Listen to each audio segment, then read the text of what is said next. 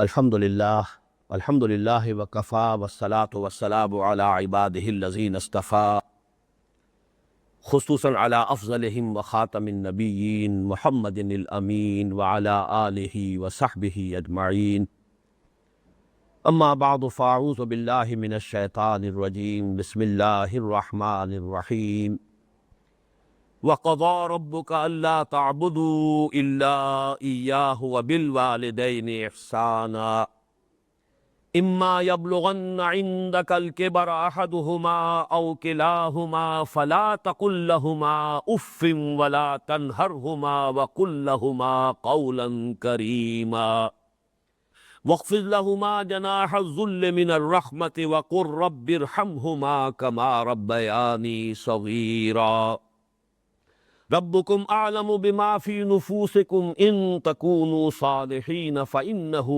کان للأوابین غفورا صدق اللہ العظیم رب اشرح لی صدری ویسر لی امری واحلل عقدۃ من لسانی یفقہوا قولی اللہم ربنا الہمنا رشدنا واعذنا من شرور انفسنا اللہم ارنا الحق حقا وارزقنا اتباعه وارنا الباطل باطلا وارزقنا اجتنابه اللہم وفقنا لما تحب وترضى آمین یا رب العالمین وقضى ربك الا تعبدوا الا ایاہ، اور تیرے رب نے فیصلہ کر دیا ہے کہ مت بندگی کرو کسی کی سوائے اس کے۔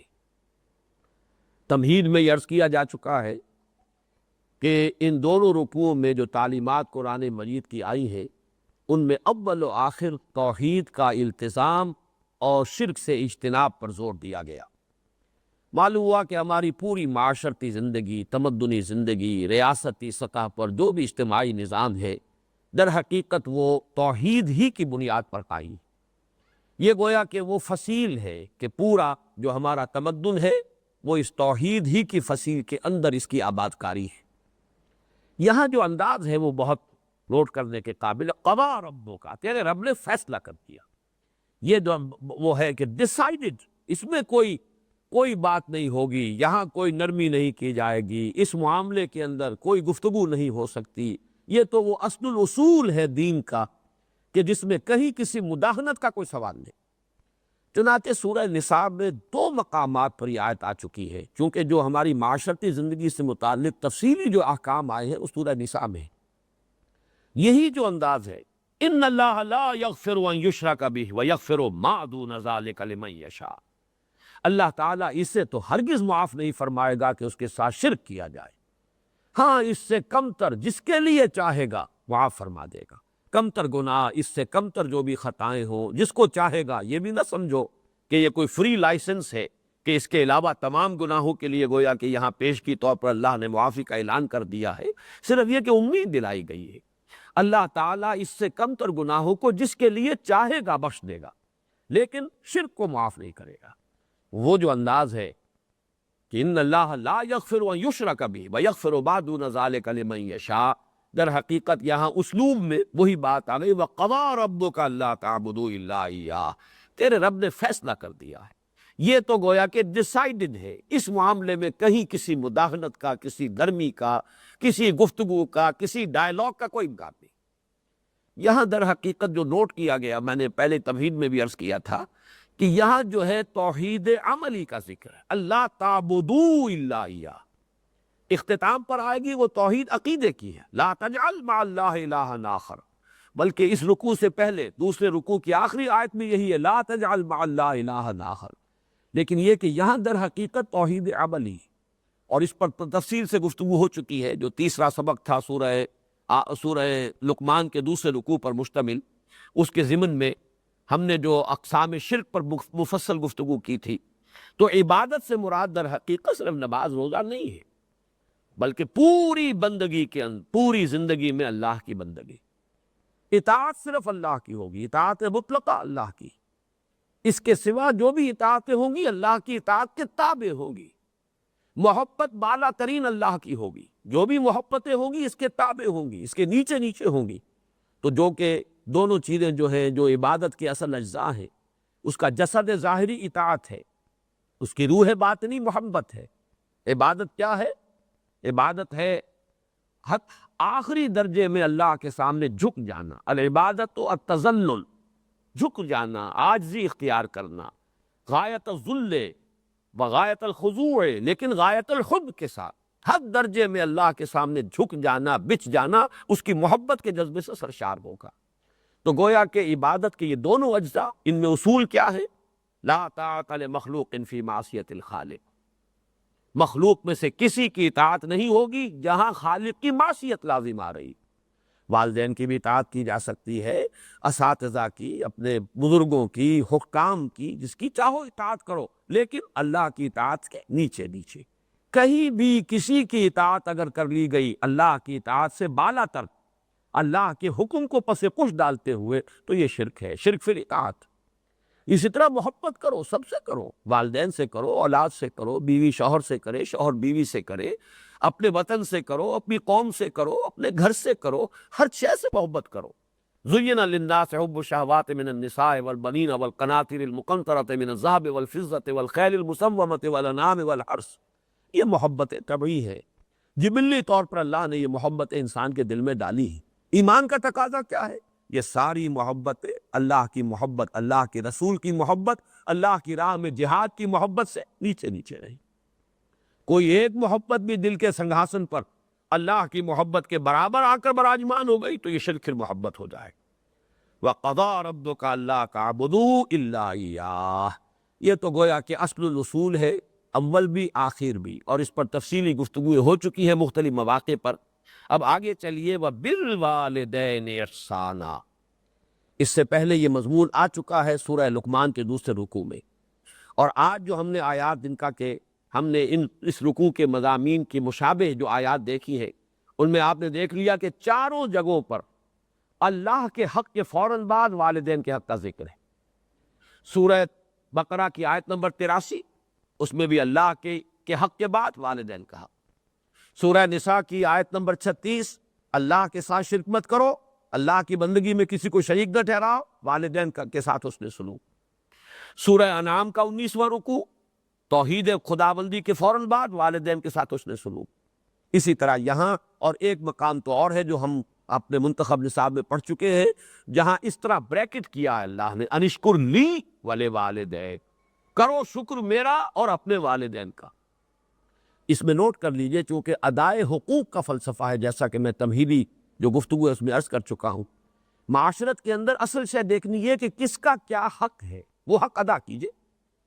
اس میں ظاہر بات ہے کہ سب سے بڑا حق تو انسان پر اللہ کا ہے، خالق وہ، مالک وہ، رازق وہ، اور حقیقتاً رب بھی وہی ہے، پالنے والا وہی ہے۔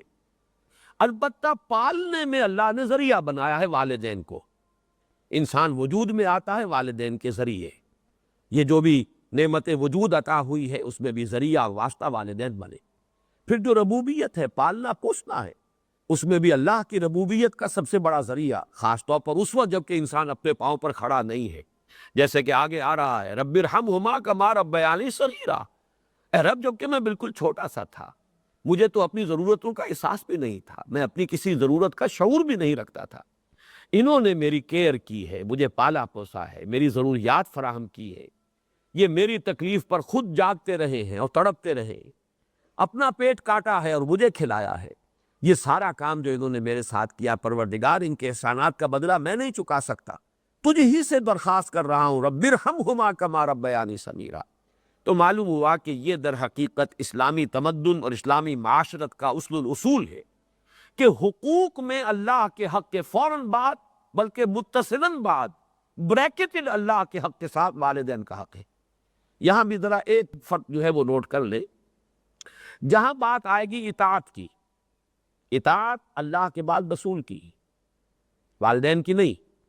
والدین کی اطاعت تو مشروط ہوگی، لیکن اللہ کی اطاعت کے ساتھ بریکٹڈ اطاعت، اطیعوا اللہ واطیعوا الرسول، سورہ تغابن میں بھی ہم پڑھ چکے، فَإِن تَوَلَّيْتُمْ فَإِنَّمَا عَلَىٰ رَسُولِنَا الْبَلَاغُ الْمُبِينُ۔ اطاعت میں اللہ کے بعد فوراً اللہ کا رسول، محبت میں اللہ کے فوراً بعد اللہ کا رسول، قل ان کان آباؤکم وابناؤکم واخوانکم وازواجکم وعشیرتکم واموال اقترفتموها وتجارۃ تخشون کسادها ومساکن ترضونها احب الیکم من اللہ ورسولہ وجہاد فی سبیلہ۔ تو گویا کہ اطاعت میں بھی اللہ کے فوراً بعد اللہ کا رسول صلی اللہ علیہ وسلم، محبت میں بھی اللہ کے فوراً بعد اللہ کا رسول صلی اللہ علیہ وسلم، لیکن ادائے حقوق شکر اس میں اللہ کے فوراً بعد والدین۔ معلوم ہوا کہ ہر چیز کا اپنا ایک تقاضا ہے، ہر مضمون میں اپنی ایک ترتیب علیحدہ ہو جائے گی۔ جہاں بات ارکان اسلام کی ہوگی، ارکان اسلام میں کلمہ شہادت کے فوراً بعد نماز کا ذکر آئے گا، لیکن جہاں حقیقت ایمان کا تذکرہ ہوگا، ایمان کے فوراً بعد جہاد کا ذکر آئے گا۔ ہر شے میں اپنے مضمون کے اعتبار سے ترتیب جو ہے وہ بدل جائے گی۔ تو یہاں نوٹ کیجئے وَقَضَىٰ رَبُّكَ أَلَّا تَعْبُدُوا إِلَّا إِيَّاهُ وَبِالْوَالِدَيْنِ إِحْسَانًا۔ اب یہاں خاص طور پر جو نوٹ کرنے کی بات ہے وہ یہ ہے کہ در حقیقت یہ بھی معاشرتی استحکام اور خاص طور پر خاندان کے ادارے کے استحکام کے لیے بہت بنیادی ہدایت ہے۔ میں عرض کر چکا ہوں، جب سورہ تحریم کے تمہیدی مضامین ہم بیان ہو رہے تھے، ان پر غور کر رہے تھے کہ خاندان کے ادارے کا استحکام، ایک تو مرد کی سربراہی، الرجال قوامون علی النساء، یہ ایک مثبت حکم ہے، مثبت ہدایت ہے، اس لیے کہ اگر برابر کے دو سربراہ ہو جائیں گے تو وہاں فساد ہوگا، بد نظمی ہوگی۔ مرد کی قوامیت، اس کی سربراہی، اس کی حاکمیت۔ نمبر دو، والدین کے ساتھ حسن سلوک۔ یہ جو تصور آج کی دنیا میں ہو چکا ہے اور جو خاندانی نظام کی چولیں ڈھیلی ہوئی ہے، اس کا اصل سبب یہ ہے کہ والدین بھی اولاد کو اپنی لائبلٹی سمجھتے ہیں، اور پھر اولاد بھی والدین کو اپنی لائبلٹی سمجھتے، ایسٹ نہیں سمجھتے، بلکہ یہ کہ ایک طرح کا بوجھ۔ خاص طور پر والدین بوڑھے ہو گئے، اب ان کی دیکھ بھال ہے، ان کی ضرورتیں پوری کرنی ہے، ان کے لیے ادب نہیں ہے، ان سے محبت نہیں رہی مغربی معاشرے کے اندر، اس کے خاندان کے نظام اس طرح اس کی چولیں جو ہے ڈھیلی ہو چکی ہیں۔ اولڈ ہاؤسز بنا دیجئے، اب وہاں پر ان کو ڈال دیجئے، اب ہمارے معمولات میں خامخواہ خلل پڑتا ہے، ہماری پرائیویسی میں خامخواہ یہ دخیل ہوتے ہیں۔ یہ جو کیفیت ہو چکی ہے، در حقیقت یہ بھی گویا کہ اس معاشرے کے فساد اور اس تمدن کی جڑ کاٹ دینے والی بات ہے۔ لہذا قرآن مجید نے، جیسا کہ میں اس سے پہلے عرض کر چکا ہوں کہ جیسے یہ ہال ہے، اس کی لمبائی، چوڑائی، اونچائی، یہ 3 ڈائمنشنز ہیں، اسی طریقے سے خاندان کے ادارے کی پہلی ڈائمنشن رشتہ ازدواج، ایک مرد اور ایک عورت کے مابین، یہاں سے تو خاندان کی بنیاد پڑی۔ اس کے استحکام کے لیے الرجال قوامون علی النساء، مرد جو ہے قوام ہے عورتوں پر۔ پھر جب ان کے ہاں اولاد ہوئی، اب سیکنڈ ڈائمنشن ایڈ ہو گئی، اب والدین اور اولاد کا رشتہ ہے، یہ رشتہ مستحکم ہو۔ اس رشتے کے ضمن میں ہم وہ مثبت اور منفی دونوں پہلو دیکھ چکے ہیں جو ہمارے اس منتخب نصاب میں آ چکے۔ سورہ تغابن میں والدین کو ہدایت کی گئی، ان من ازواجکم واولادکم عدو لکم فاحذروہ انما اموالکم واولادکم فتنہ۔ ایک طرف تو خود محتاط رہو، ان کی محبت کی وجہ سے کہیں تم اپنی عاقبت برباد نہ کر بیٹھنا۔ ان کے لیے جو بھی کرنا ہے اچھے سے اچھا کرو، لیکن حلال کے دائرے کے اندر، اللہ کے حقوق کو، اللہ کی حدود کو قائم رکھتے۔ دوسری طرف مثبت حکم دیا گیا، یا ایھا الذین آمنوا قوا انفسکم واہلیکم نارا، اہل ایمان اپنے گھر والوں کو، اہل و عیال کو، اپنے آپ کو بھی، اپنے اہل و عیال کو بھی آگ سے بچاؤ۔ یہ تمہارا مثبت فرض ہے، یہ تمہاری مثبت ذمہ داری ہے، تمہیں یہ فرض ادا کرنا ہے کہ ان کو اچھی ان کی تربیت ہو، ان کو اللہ کی طرف، اللہ کے دین کی طرف ان کو رغبت دلاؤ، تاکہ ان کی عاقبت سنورے اور وہ آخرت میں جہنم کے عذاب سے بچ سکے۔ اب یہاں جو ہے در حقیقت یہ دوسری ڈائمنشن آ رہی ہے کہ اگر والدین کا ادب، ان کا احترام معاشرے کے اندر یہ قدر موجود ہو، تو پھر والدین بھی اپنے آپ کو پورے طور پر انویسٹ کر دیں گے اولاد کے اندر۔ لیکن اگر عام طور پر یہ نظر آ رہا ہو کہ اولاد تو والدین کی پرواہ نہیں کرتی، تو والدین بھی پھر فکر کریں گے، اپنی کمائی میں سے کچھ بچا کر رکھے، اپنے مستقبل کے لیے کچھ اہتمام کرے، وہ اپنے آپ کو پورے طور پر انویسٹ کرنے کے لیے تیار نہیں ہوں گے۔ اور جیسا کہ آج کل آپ مغرب میں دیکھ رہے ہیں، خاص عمر ہوئی ہے، لڑکے کو بھی گھر سے نکال دیا، جاؤ کھاؤ پیو کماؤ، یہاں تک کہ لڑکیوں کو نکال دیتے، جاؤ اپنے پاؤں پر کھڑے ہی۔ اس لیے کہ اب ہمیں جو کچھ کمانا ہے وہ اپنے مستقبل کے لیے، اپنے بڑھاپے کے لیے، اپنا بڑھاپا انشور کرنا ہے، ہمیں اس کے لیے آسائشوں کا اہتمام کرنا ہے۔ ہم تمہیں اب اپنی لائبلٹی نہیں سمجھ سکتے۔ اللہ کا فضل و کرم ہے کہ ہمارے مشرقی معاشرے میں ابھی تک وہ اقدار موجود ہیں کہ والدین بھی اپنے آپ کو بالکل نہیں انویسٹ کرتے ہیں اولاد میں، اعتماد کرتے ہیں، اس لیے کہ اولاد بھی بالعموم یہ شکل ابھی ہمارے معاشرے میں موجود ہے کہ بڑھاپے میں والدین کے وہ کا سہارا بنتے ہیں، ان کے لیے، ان کی خدمت کرنے کے لیے اپنی امکانی حد تک قبر بستہ رہتے ہیں۔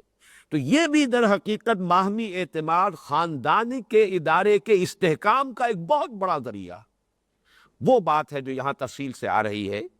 وَقَضَىٰ رَبُّكَ أَلَّا تَعْبُدُوا إِلَّا إِيَّاهُ وَبِالْوَالِدَيْنِ إِحْسَانًا، والدین کے ساتھ حسن سلوک۔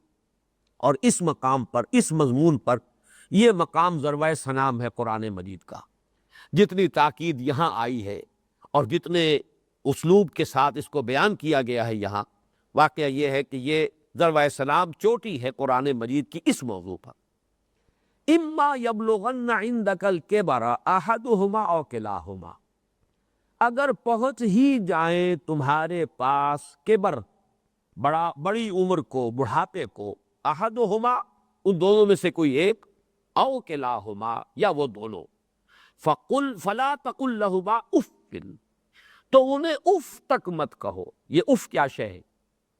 اف عربی زبان میں کہتے ہیں قابل نفرت شے کو، جس سے گھن آتی ہو، جیسے کہیں کوئی غلاظت ہے یا کہیں پر کوئی یہ ناخون تراشے گئے ہیں وہ کہیں پڑے ہوئے ہیں، ان سے جن سے انسان کو کچھ گھن سی آتی ہے، یہ ہے لفظ، اس کا مادہ جو ہے حمزہ اور فا، اس کا مادہ یہ ہے۔ تو اف کہنا جو ہے در حقیقت کچھ نفرت کا، استحقار کا انداز۔ فلا تقل لہما اف، تو انہیں اف تک مت کہو۔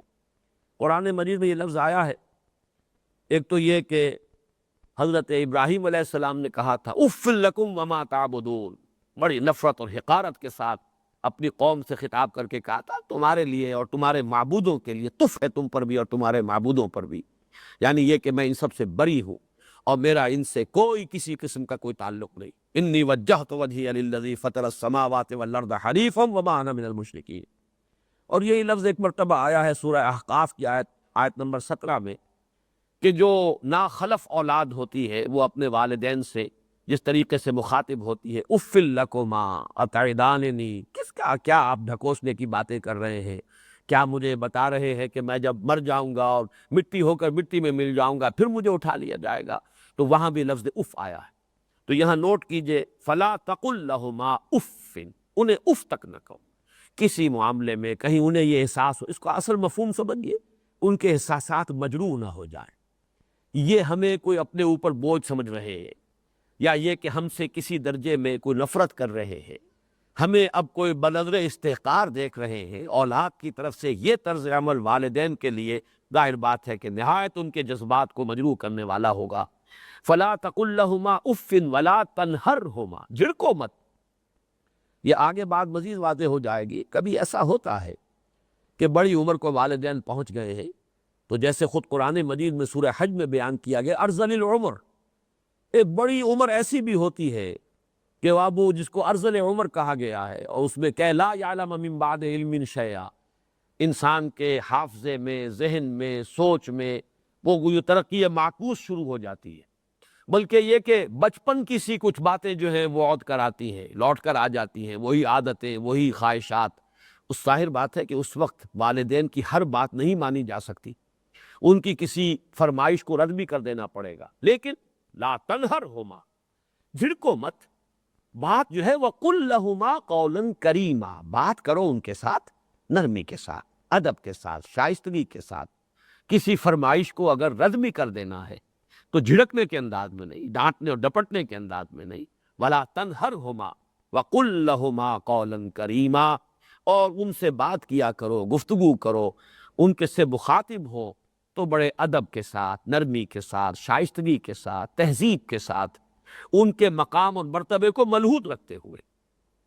وَاخْفِضْ لَهُمَا جَنَاحَ الذُّلِّ مِنَ الرَّحْمَةِ، اب دیکھیے یہاں کتنے مختلف اسلوبوں سے بات لائی جا رہی ہے، ایک ہی بات ہے لیکن تکرار کے ساتھ، اعادے کے ساتھ اس کو لایا جا رہا ہے تاکہ اور بات واضح ہو جائے۔ وَاخْفِضْ لَهُمَا جَنَاحَ الذُّلِّ، اور اپنے بازوؤں کو جھکا کر رکھا کرو ان کے سامنے، جناح الذل من الرحمہ۔ اب ذل بھی کہتے ہیں کسی کے سامنے پست ہو جانا، کسی کے سامنے اپنے آپ کو بچھا دینا، پھر رحمت اور شفقت، یہ جو کیفیت ہے جذبات کے اندر، ان کے سامنے یہ رہو، تمہاری روش یہ ہو، تمہارا انداز یہ ہو. جیسے لفظ قنوت ہے، قانتین اور قانتات، اللہ کے فرما بردار. کھڑے ہونے میں بھی ایک انداز ہوتا ہے. ایک کسی کے سامنے آپ سینہ تان کر کھڑے ہیں، ایک کسی کے سامنے آپ ذرا جھکے ہوئے، اپنے شانوں کو جھکایا ہوا ہے، ہلکا سا خم آیا ہوا ہے. یہ انداز جو ہے کھڑے ہونے کے فرق میں بھی انسان کی جو باطنی کیفیات اور احساسات ہیں ان کا پورا انعکاس ہو جاتا ہے. اسی طریقے سے وَخْفِضْ لَهُمَا جَنَاحَ الذُّلِّ مِنَ الرَّحْمَةِ، یہی لفظ آیا ہے سورہ حجر میں حضور کے لیے. حضور سے فرمایا گیا وَخْفِضْ جَنَاحَكَ لِلْمُؤْمِنِينَ، اے نبی آپ اہل ایمان کے حق میں شفقت اور رحمت کے ساتھ اپنے کندھوں کو، اپنے بازوؤں کو جھکا کر رکھیے. اور اس میں گویا کہ ایک تصویر لفظی ہے کہ جیسے مرغی جو ہے وہ اپنے بچوں کو اپنے پروں تلے چھپا لیتی ہے. ذرا سا کہیں خطرہ محسوس ہوا، کوئی اندیشہ ہوا، تو چاہے وہ بلی کے ساتھ بلی آ رہی ہو، اسے لڑنے کو تیار ہو جائے گی مرغی اپنے بچوں کے لیے، ورنہ تو شاید بھاگے وہاں سے، لیکن بچوں کو بچانے کے لیے اپنے ان پروں کے نیچے چھپا کر اور وہ کھڑی ہو جائے گی. تو یہ انداز جو ہے وَخْفِضْ جَنَاحَكَ لِلْمُؤْمِنِينَ، اے نبی آپ بھی اپنے کندھوں کو، اپنے بازوؤں کو شفقت کے ساتھ اب اہل ایمان کے سامنے جھکا کر رکھیے. وہ جب آئیں تو محسوس کریں آپ میں رحمت اور رافت اور شفقت. وہ لفظ یہاں آیا ہے وَخْفِضْ لَهُمَا جَنَاحَ الذُّلِّ مِنَ الرَّحْمَةِ. یہ انداز اختیار کرو ان دونوں کے سامنے کہ اپنے بازوؤں کو، اپنے شانوں کو، اپنے کندھوں کو جھکا کر رکھو. من الرحمہ، نیاز مندی کے ساتھ، رحمت اور شفقت کے ساتھ.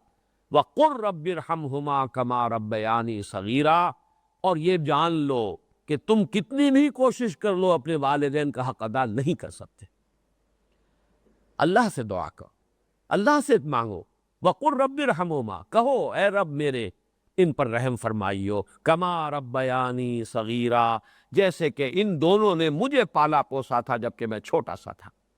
یہ میں کئی مرتبہ عرض کر چکا ہوں، یہ تربیت جو ہے باب تفعیل سے ربا یربی تربیتاً، اس میں اختلاف ہے کہ مادہ اس کا را با با ہے یا را با واو ہے، حرف علت جو ہے آخر میں. لیکن یہ کہ ایک رائے یہ بھی ہے کہ یہ دونوں ایک ہی مادے کی بدلی ہوئی شکلیں ہیں. اس بحث میں اس وقت میں تفصیل میں نہیں جانا چاہتا، مختلف مواقع پر یہ بات آ چکی ہے. یہاں نوٹ کر لیجئے، تربیت، پالنا، پوسنا، پروان چڑھانا، یہ لفظ ربیا یہ باب تفعیل ہے. ربا یربی تربیتاً کما ربیانی صغیرا، اے رب میرے جیسے انہوں نے مجھے پالا پوسا، میری تکلیف پر تڑپتے رہے، بیمار میں تھا جاگتے یہ رہے، اپنا پیٹ کاٹا مجھے کھلایا، اپنی آرام کی قربانی دی اور میرے لیے فکر مند رہے. لہٰذا اب ان کے احسانات کا بدلہ میں نہیں چکا سکتا، تجھ ہی سے درخواست ہے کہ تو ہی ان پر رحم فرما. وَقُلْ رَبِّ ارْحَمْهُمَا كَمَا رَبَّيَانِي صَغِيرًا. لیکن اب آگے فرمایا ربکم اعلم بما فی نفوسکم، تمہارا رب خوب جانتا ہے جو کچھ تمہارے جیوں میں ہے. ان تکونوا صالحین، اگر تم واقعتاً صالح ہوئے، فإنہ کان للأوابین غفورا، تو اللہ تعالیٰ رجوع کرنے والوں کو معاف فرمانے والا ہے. اس کا جو کانٹیکسٹ ہے ان کو سمجھ لیجئے کہ جیسا کہ میں نے عرض کیا کہ بڑی عمر کو پہنچنے کے بعد بسا اوقات والدین ہیں، اگرچہ والدین ہیں، لیکن اب وہ سمجھ نہیں رہی ہے، شعور زائل ہو گیا ہے. جیسے کہ فرمایا وَمِنْكُمْ مَنْ يُتَوَفَّى وَمِنْكُمْ مَنْ يُتَوَفَّى وَمِنْكُمْ مَنْ يُرَدُّ إِلَىٰ أَرْذَلِ الْعُمَرِ لِكَيْ لَا يَعْلَمَ مِنْ بَعْدِ عِلْمٍ شَيْئًا. تم میں سے وہ بھی ہوتے ہیں جو پہلے ہی ان کی وفات ہو جاتی ہے، 40 50 60 70 برس کی عمر میں انسان فوت ہو گیا، ابھی حواس قائم ہوتے ہیں. وَمِنْكُمْ مَنْ يُرَدُّ إِلَىٰ أَرْذَلِ الْعُمُرِ لِكَيْ لَا يَعْلَمَ مِنْ بَعْدِ عِلْمٍ شَيْئًا. اور تم میں سے وہ بھی ہوتے ہیں کہ جو اس ارذل عمر کو لوٹا دیے جاتے ہیں کہ سب کچھ جاننے کے بعد کچھ نہ جانے. انسان کے حواس جو ہے وہ مختل ہو جاتے ہیں، انسان کا شعور زائل ہو جاتا ہے، وہ فہم باقی نہیں رہا، بچوں کی سی عادتیں، بچوں کی سی خواہشیں، بچوں کی سی فرمائشیں جو ہیں وہ ہو رہی ہیں. اب ظاہر بات ہے اس سطح پر آ کر کوئی کتنا ہی صالح ہو بیٹا یا بیٹی، وہ اپنے والدین کی ہر فرمائش کو تو پورا نہیں کر سکتا. کہیں نہ کہیں تو رد کرنا پڑے گا، کہیں نہ کہیں تو فل سٹاپ لگانا ہوگا، کہیں تو انکار کرنا پڑے گا، اور کسی وقت ہو سکتا ہے کہ کچھ سخت انداز بھی اختیار کرنا پڑے. اگر فرض کیجئے کہ حواس بھی مختل ہو گئے ہو، اگر کہیں کسی کا ذہنی توازن ہی بگڑ گیا ہو تو کسی وقت سختی بھی کرنی پڑتی. اس اعتبار سے یہ آیت بڑی اہم بھی. ربکم اعلم بما فی نفوسکم۔ اگر اس طرح کی مجبوری کی حالت میں کہیں کوئی طرز عمل اس طرز عمل کے منافی اختیار کرنا پڑ جائے کہ جس کا اوپر تذکرہ ہوا، مطلوب طرز عمل تو وہی ہے۔ وہ طرز عمل کیا ہے؟ فلا تقل لہما اف ولا تنہرہما وقل لہما قولا کریما واخفض لہما جناح الذل من الرحمۃ وقل رب ارحمہما کما ربیانی صغیرا۔ اس قدر تفصیل کے ساتھ مطلوب طرز عمل یہ ہے۔ لیکن یہ کہ اگر کوئی صورتحال ایسی ہو کہ جس میں اس طرز عمل کے برعکس کوئی روش بھی اختیار کرنی پڑے، تو اگر تمہارا اپنا باطن درست ہے، ربکم اعلم بما فی نفوسکم، اللہ خوب جانتا ہے جو کچھ تمہارے جیوں میں ہے، تمہارے دلوں میں ہے، تمہارے سینوں میں ہے، تمہاری نیتیں اس کو معلوم ہے، کس تم صورتحال سے دوچار ہو اس کے علم میں ہے۔ ربکم اعلم بما فی نفوسکم ان تکونوا صالحین۔ اگر اندر کا معاملہ درست ہے، نیت تمہاری صحیح ہے، اندر سے تمہارا جو باطنی رویہ ہے وہ غلط نہیں ہوا ہے، اس میں ادب موجود ہے، احترام موجود ہے، والدین کے لیے محبت اور شفقت اور رحمت کے جو مطلوبہ جذبات ہیں موجود ہیں، لیکن مجبوراً کہیں کوئی طرز عمل اس کے منافی اختیار کرنا پڑ رہا ہے، فَإِنَّهُ كَانَ لِلْأَوَّابِينَ غَفُورًا، تو اللہ تعالیٰ جو ہے ایسے جو رجوع کرنے والے، یہ میں اس سے پہلے عرض کر چکا ہوں کئی مواقع پر، آبا یعوب اوبن تابا یتوب توبتن، یہ در حقیقت بہت ایک دوسرے کے قریب ہے۔ آبا یعوب سے اواب، یہ فعال کے وزن پر اس میں مبالغہ ہے، بہت رجوع کرنے والا۔ اور ظاہر بات ہے کہ جب کسی انسان کو اپنے والدین میں سے کسی کے ساتھ، بوڑھے والدہ یا بوڑھے والد یا بوڑھی والدہ کے ساتھ یہ رویہ اختیار کرنا پڑے گا تو اسے دکھ بھی پہنچے گا، خود افسوس بھی ہوگا، رنج بھی ہوگا، اندر ہی اندر وہ جو ہے صدمہ محسوس کرے گا۔ تو فرمایا کہ اگر یہ کیفیت ہے تو اللہ معاف فرمانے والا ہے، اللہ تعالیٰ تمہاری باطنی کیفیات کو جاننے والا ہے، تمہارے قلبی احساسات اس پر عیاں ہیں، اسے معلوم ہے کہ تم نے یہ جان بوجھ کر نہیں کیا ہے، تم نے یہ بے ادبی کی نیت سے نہیں کیا ہے، تم نے انہیں اپنے اوپر کوئی وبال نہیں سمجھا ہے، تم نے ان کو اپنے لیے کوئی لائبلٹی نہیں سمجھا ہے، لیکن مجبوراً تمہیں کرنا پڑ رہا ہے۔ یہ آج جیسا کہ میں نے عرض کیا اس پہلو سے کہ قرآن مجید کی تعلیم بڑی فطری تعلیم، انسانی معاملہ یہ ہوتا ہے کہ کوئی ایک مسئلہ زیر بحث ہے تو اسی میں بڑھتے بڑھتے انتہا تک جا کر انسان غیر متوازن ہو جاتا ہے۔ یہ اللہ کا کلام ہے، یہاں کہیں بھی آپ عدم توازن نہیں پائیں گے۔ اس قدر زوردار انداز میں فلا تقل لہما اف ولا تنہرہما وقل لہما قولا کریما واخفض لہما جناح الذل من الرحمۃ وقل رب ارحمہما کما ربیانی صغیرا۔ اب آپ اندازہ کیجئے اس سے زیادہ ایمفیسس ممکن ہے، لیکن یہ کہ اس کو بیلنس کیا ہے۔ جیسے سورہ تغابن میں نے مثال دی تھی کہ جہاں یہ کہا جا رہا ہے کہ دیکھو ہوشیار رہو، ان من ازواجکم واولادکم عدوا لکم، تمہاری بیویوں اور تمہاری اولاد میں سے کچھ تمہارے دشمن ہے، ہوشیار رہو، ہوشیار کے رہ بردم تیغست قدم رہا، لیکن بیلنس کیا ہے وَإِن تَعْفُوا وَتَصْفَحُوا وَتَغْفِرُوا فَإِنَّ اللَّهَ غَفُورٌ رَحِيمٌ۔ تین الفاظ مترادف لے آئے گئے کہ یہ نہیں ہونا چاہیے کہ جنگ کا میدان بنا رہے گھر جو ہے، اس وہاں تو محبت اور شفقت کے کیفیات ہونی چاہیے۔ اس اعتبار سے اگر تم معاف کرتے رہا کرو، درگزر کیا کرو، چشم پوشی سے کام لو، تو اللہ بھی تو غفور اور رحیم ہے۔ کیا تم یہ نہیں چاہتے کہ تمہاری خطاؤں سے اللہ تعالیٰ درگزر فرمائے، تمہاری غلطیوں کو معاف کرے، تمہاری خطاؤں سے چشم پوشی کا اختیار فرمائے؟ اگر تم چاہتے ہو تو تم یہی روش اپنے گھر والوں کے لیے بھی اختیار کرو، لیکن خود چوکس رہو، چوکنے رہو، کہیں ایسا نہ ہو کہ تم جو ہے غفلت میں ہو اور بیویوں اور اولاد کی محبت تم سے کوئی غلط کام کرا لے، کہیں اللہ کی حدود توڑوا لے، اس سے تجاوز کروا لے۔ تو یہ ایک بیلنس، یا ایھا الذین آمنوا ان من ازواجکم واولادکم عدوا لکم فاحذروہ وان تعفوا وتصفحوا وتغفروا فإن اللہ غفور رحیم۔ اسی کی ایک مثال یہ ذہن میں رکھیے، فلا تقل لہما اف ولا تنہرہما وقل لہما قولا کریما واخفض لہما جناح الذل من الرحمۃ وقل رب ارحمہما کما ربیانی صغیرا، لیکن ربکم اعلم بما فی نفوسکم ان تکونوا صالحین فانہ کان للأوابین غفورا۔ یہاں میں چاہتا ہوں کہ چند حدیثیں بھی اگرچہ اس سے پہلے بھی آ چکی ہیں، لیکن پھر میں آپ کے سامنے لے آؤں۔ یہ تو ہم اس سے پہلے تمہیدی مضامین میں دیکھ چکے ہیں کہ والدین کے ساتھ یہ حسن سلوک سورہ بقرہ میں بھی آیا، سورہ نساء میں بھی آیا، اس کے علاوہ سورہ انعام میں بھی آیا، سورہ لقمان میں بھی آیا، اور حسن سلوک کا معاملہ اور ادائے حقوق کے معاملے میں اللہ کے ساتھ بریکٹڈ ہیں والدین۔ اب یہاں حدیث سن لیجئے، عن عبداللہ ابن مسعود رضی اللہ تعالی عنہ، حضرت عبداللہ ابن مسعود سے مروی ہے، سألت النبی صلی اللہ علیہ وسلم ای العمل احب الی اللہ تعالی۔ حضرت عبداللہ ابن مسعود فرماتے ہیں کہ میں نے نبی اکرم صلی اللہ علیہ وسلم سے سوال کیا کہ اللہ کے رسول یہ بتائیے کہ اللہ کے نزدیک سب سے زیادہ محبوب عمل کون سا ہے؟ قال الصلاۃ علی وقتہا۔ اس سوال کا پہلا جواب جو حضور نے دیا وہ یہ تھا، نماز وقت پر، اس میں تاخیر نہ ہو، وقت کے پر، وقت پر نماز ادا کی جائے۔ قلت ثم ایو، انہوں نے پھر یہ عرض کیا کہ حضور پھر اس کے بعد دوسرا کون سا عمل ہے؟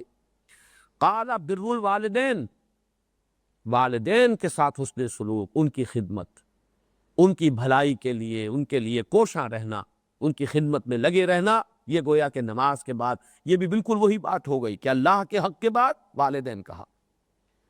قلت ثم ایو، تیسری بات پھر پوچھی، ثم ایو پھر کون سا؟ فرمایا الجہاد فی سبیل اللہ، اللہ کی راہ میں جہاد۔ اور یہاں جہاد سے مراد ہے وہ قتال، اللہ کی راہ میں قتال، اس لیے کہ ایک جہاد تو وہ ہے جو ہر حال میں ہو رہا ہوتا، وہ جہاد نفس کے خلاف ہے، وہ جہاد دعوت و تبلیغ کا جہاد ہے، وہ تو جہاد جو ہے ہر وقت انسان کے سانس کے ساتھ لگا ہوا ہے۔ لیکن یہ کہ ایک جہاد وہ ہے جس کے لیے گھر بار کو چھوڑ کر آدمی نکلتا ہے، جان ہتھیلی پر رکھ کر نکلتا ہے۔ اس میں متعدد احادیث میں آیا ہے کہ حضور بعض ایسے صحابہ کو روک دیتے تھے کہ جن کے والدین کا اگر وہ بوڑھے ہیں تو کوئی ان کا اگر خدمت گزار نہیں ہے، کوئی دیکھ بھال کرنے والا نہیں ہے، تو ان کو مستثنیٰ کر دیتے کہ تمہارے لیے اس سے کہیں زیادہ بہتر ہے کہ تم اپنے والدین کی خدمت کرو۔ اس لیے کہ یہاں پر بھی آپ نے دیکھا کہ وہ جہاد وہ جو ہے وہ بر الوالدین کے بعد لایا گیا ہے۔ ایک اور حدیث جو اس سے پہلے بھی آ چکی ہے، اور یہ در حقیقت یہاں پر تو تذکرہ ہو رہا ہے والدین کا، والدہ اور والد دونوں، لیکن یہ کہ سورہ لقمان میں بھی آ چکا ہے صراحت کے ساتھ کہ والدہ کا مقام جو ہے والد سے بھی کہیں بڑھ کر ہے۔ ایک حدیث کی روح سے جو میں ابھی آپ کو سنا رہا ہوں، اس میں تو جب سوال کیا ایک صحابی نے، اور یہ بھی متفق علیہ روایت ہے مسلم اور بخاری کی، پہلی روایت بھی متفق علیہ تھی کہ حضرت عبداللہ ابن مسعود رضی اللہ تعالیٰ عنہ نے پوچھا کہ سب سے زیادہ محبوب عمل اللہ کے نزدیک کون سا؟ آپ نے فرمایا الصلاۃ علی وقتہا۔ اس کے بعد کون سا؟ بر الوالدین۔ اس کے بعد کون سا؟ الجہاد فی سبیل اللہ۔ یہ بھی متفق علیہ روایت، اور یہ دوسری روایت بھی متفق علیہ ہے حضرت ابو ہریرہ سے رضی اللہ تعالیٰ عنہ کہ ایک شخص نے حضور سے سوال کیا، من احق الناس بحسن صحابتی، لوگوں میں میرے حسن سلوک کا اور حسن معاشرت کا، صحابتی صحبت، جس کے ساتھ کہ میں بہترین طریقے پر رہوں، جس کی صحبت جو ہے بہترین انداز میں اختیار کروں، جس کی مصاحبت جو ہے بہترین انداز میں اختیار کروں، یعنی جن کے ساتھ سب سے زیادہ حسن معاشرت کا معاملہ کروں، وہ کون ہیں لوگوں میں سے؟ آپ نے فرمایا امک، تیری والدہ۔ پھر اسی انداز میں، جس انداز میں کہ حضرت عبداللہ ابن مسعود نے سوال کیا پھر کون، ان صحابی نے پوچھا ان کے بعد کون، پھر فرمایا امک۔ پھر تیسری مرتبہ پوچھا پھر کون، فرمایا امک۔ چوتھی مرتبہ پوچھا تو فرمایا ابوک۔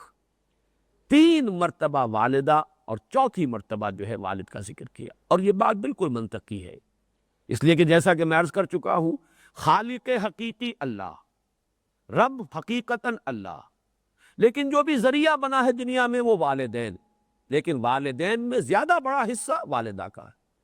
جیسے کہ سورہ لقمان میں آیا، حملتہ امہ وہنا علی وہن وفصالہ فی عامین ان اشکر لی ولوالدیک الی المصیر، والدین کا ذکر آیا ہے، لیکن یہ کہ اس میں خاص طور پہ والدہ کا معاملہ، حملتہ امہ وہنا علی وہن وفصالہ فی عامین، اٹھائے رکھا اسے اس کی ماں نے کمزوری پر کمزوری برداشت کرتے ہوئے، پھر دودھ چھڑانا ہوا 2 سالوں میں، یعنی یہ کہ 2 برس تک در حقیقت اسی کی توانائیاں ہیں جو دودھ کی شکل میں غذا بن کر جو ہے بچے کے پیٹ میں جا رہی ہیں، اور اس سے پہلے 9 مہینے اس نے اپنے وجود میں اپنا خون چسایا ہے اسے، اور اس سے اس کو پالا ہے۔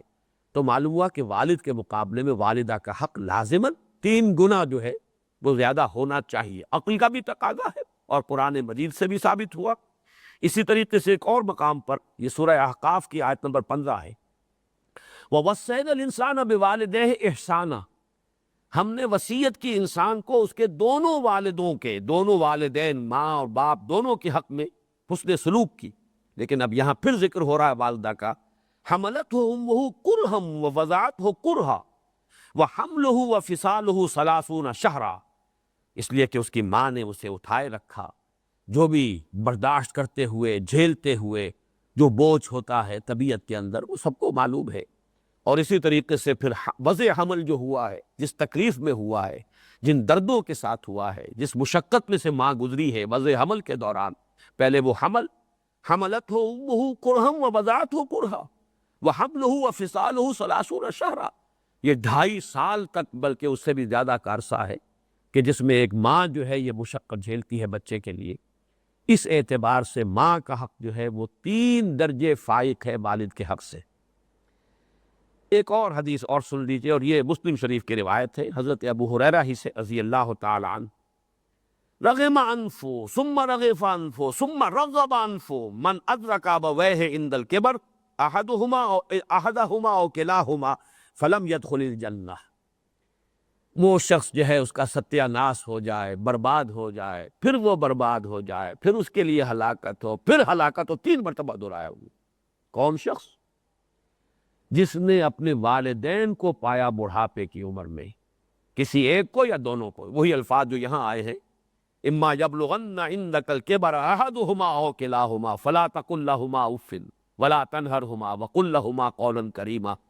گویا کہ اسی آیت کی تشریح فرماتے ہوئے حضور فرما رہے ہیں کہ بڑا ہی بد نصیب اور بڑا بدبخت ہے انسان، ستیہ ناس ہو گیا اس کا اور برباد ہو گیا وہ شخص جس نے اپنے والدین دونوں یا ان میں سے کسی ایک کو پایا بڑھاپے کی عمر میں، کہ وہ ان کے پاس جو ہے اس کے پاس بڑھاپے کی عمر کو پہنچے، فلم يدخل الجنہ، اس کے باوجود جنت میں داخل نہیں ہوا، یعنی اس کے لیے تو بڑا آسان راستہ اللہ نے فراہم کر دیا تھا، جنت میں داخلے کے لیے بہت ہی آسان صورت پیدا کر دی تھی کہ اگر وہ اپنے اس والد یا والدہ یا والدین اگر دونوں ہیں، اگر ان کی خدمت کرے تو جنت میں داخلہ ہو جائے۔ پھر بھی جو شخص جنت میں داخل نہ ہوا تو گویا کہ بڑا ہی بدبخت اور بڑا ہی بد نصیب ہے۔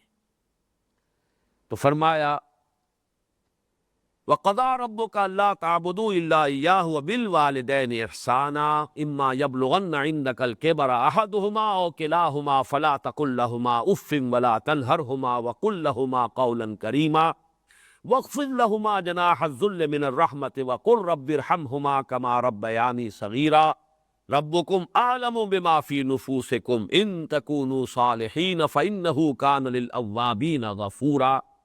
اب چونکہ ادائے حقوق کا مسئلہ چل رہا ہے، لہذا اس کے بعد دیکھیے وہی لفظ آ رہا ہے وَآتِ ذَا الْقُرْبَىٰ حَقَّهُ وَالْمِسْكِينَ وَابْنَ السَّبِيلِ وَلَا تُبَذِّرْ تَبْذِيرًا إِنَّ الْمُبَذِّرِينَ كَانُوا إِخْوَانَ الشَّيَاطِينِ وَكَانَ الشَّيْطَانُ لِرَبِّهِ كَفُورًا، اور ادا کرو قرابت دار کو اس کا حق۔ سب سے پہلے تو یہاں لفظ حق جو ہے قابل غور ہے، اس سے پہلے آ چکا ہے سورہ معارج میں بھی، فی اموالہم حق معلوم للسائل والمحروم، یہ حق ہے۔ یعنی اصل تصور جو قرآن دیتا ہے وہ یہ ہے کہ ایک انسان کو اللہ نے جو کچھ دیا ہو، چاہے وہ اسے وراثت میں مل گیا ہو، چاہے اس کو اس نے خود کمایا ہو اپنی محنت سے، اس نے خود کاروبار کیا ہو یا ہل چلایا ہو یا ملازمت کی ہو، اس سے کمائی کی ہو، جو کچھ انسان کو ملتا ہے، نمبر 1 تو یہ نوٹ کرنے کی بات ہے کہ وہ فضل ہے، کسب نہیں ہے۔ اگرچہ لفظ کسب جو ہے قرآن مجید میں آیا ہے، اس کمائی کے معنی میں بھی ایک جگہ سورہ بقرہ میں آیا ہے، لیکن عام طور پر لفظ کسب جو قرآن مجید میں آتا ہے وہ ہے نیکی یا بدی جو انسان کما رہا ہے، وہ ہے اس کی اصل کمائی۔ یہ کمائی روپیہ پیسہ یہ تو یہی رہ جائے گا، اصل کمائی تو در حقیقت وہ نیک اعمال ہے یا وہ برائیاں اور گناہ ہیں کہ جو انسان کما رہا ہے، جو اس کا ساتھ دیں گی، وہ قبر میں بھی ساتھ جائیں گی اور قیامت میں بھی ساتھ ہوگی، اور اسی پر پھر انسان کا جو مستقبل ہے آخرت کا وہ طے ہوگا۔ اس اعتبار سے قسم کا لفظ وہاں ہے، جو بھی اللہ یہاں دیتا ہے، ذریعہ کچھ بھی ہے، چاہے آپ نے کمائی کی ہے، آپ نے دکانداری کی ہے، آپ نے تجارت کی ہے، آپ نے محنت کی ہے، آپ نے ہل چلایا ہے، جو مل جائے اسے فضل سمجھیے۔ فضل اس شے کو کہتے ہیں جو بغیر استحقاق کے مل رہی۔ نمبر 2 یہ، اس فضل میں سے تمہارا جائز حق صرف اتنا ہے جو تمہاری ضروریات کو پورا کر دے، اس سے زائد جو کچھ ہے وہ دوسروں کا حق ہے۔ اس لفظ حق کو یہاں نوٹ کیجیے۔ یہ ہے در حقیقت کہ جو اسلامی معاشرے میں اس کے اقتصادی نظام کے ضمن میں اہم ترین نکتہ ہے۔ یہ تمہارا حق ہے ہی نہیں، یہ جو فاضل ہے تمہارے پاس، قدر فاضل جو سرپلس ہے، یہ تمہارا ہے ہی نہیں، یہ دوسروں کا حق ہے۔ اللہ نے تمہارے مال میں رکھ کر تمہیں آزمایا ہے کہ تم اصل حقداروں کو یہ حق پہنچا کر حق بحقدار رسید اور فارغ ہو جاؤ تو کامیاب ہو جاؤ گے، اور اگر اس کو سمیٹ کر رکھو گے، اسے کھتے بھرو گے، اس کو جمع کرو گے، اس کو اپنے لیے دولت کا بار بناؤ گے، تو گویا کہ تم نے اپنا جو اپنی عاقبت ہے اس کو برباد کر لی۔ یسألونک ماذا ينفقون قل العفو، اے نبی یہ پوچھتے ہیں کہ کتنا خرچ کرے، کہاں تک خرچ کرے، انفاق پر اتنا گو، بار بار سو، کتنا خرچ کرے، قل العفو، کہہ دیجئے جو بھی تمہاری ضرورت سے زائد ہے دے ڈالو۔ اس لیے کہ در حقیقت جو ضرورت سے زائد ہے، چاہے وہ قانوناً تمہاری ملکیت ہے، تم نے کمایا، تم نے اس کے لیے محنت کی ہے، قانوناً یہ تمہاری ملکیت ہے، اخلاقاً یہ حق ہے ان کا جو محروم ہے۔ وفی اموالہم حق معلوم للسائل والمحروم، یہ حق ہے۔ اصل میں جب بھی انسان کو خیرات دیتا ہے، کسی کی مدد کرتا ہے، تو جو احساس اس میں برتری کا پیدا ہوتا ہے، اس کی نفی ہوتی ہے اسی سے کہ انسان یہ سمجھے کہ یہ تو اس کا حق تھا، مجھے تو اللہ نے صرف اس کا امین بنا کر آزمایا تھا۔